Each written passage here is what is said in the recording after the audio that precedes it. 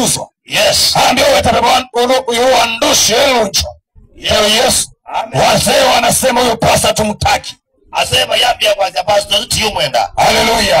Amen. Tunataka pastor anatuhubiria kile tunataka kusikia. Tena pastor wako kunabia bora tukiwa. Hallelujah. Amen. Kuna kitu ningependa nikiongelee. Amen.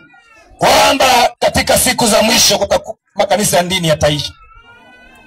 Makanisa hata yale yaliitwa ya dini hayatakuwa ya dini. Tawi Yesu peke ndio kama matesi. Tawi Yesu. Amen. Maandiko yanasema nyakati za mwisho nitawamwagieni roho yangu. Yes. Na wana wenu na binti zenu watatabiri. Wataota ndoto.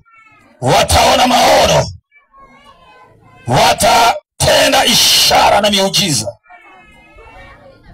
Tawi Yesu. Amen. Na kwa hiyo kama kanisa iko na msingi wa watu wasiabudu katika roho. Yes. Hata kitumwa akileta mambo ya kiroho anafukuzwa. Oh yes. Akileta mambo ati ya kusema anakemea uchawi, anaomba, anafukuzwa. Sababu wale wanaokaa viti vya mbele ni wachawi. Wewe alama yako kama hatumia makanisa amena itambi wa kuita maimbo magakua. Kwa hiyo pastor akikuja aanze kutaja mambo ya uchawi, wanampangia njama afukuzwe. Ni kweli kabisa. Hallelujah. Amen. Ningependa kuzungumza mambo ambayo yaliyotabiriwa. Oh yes. Katika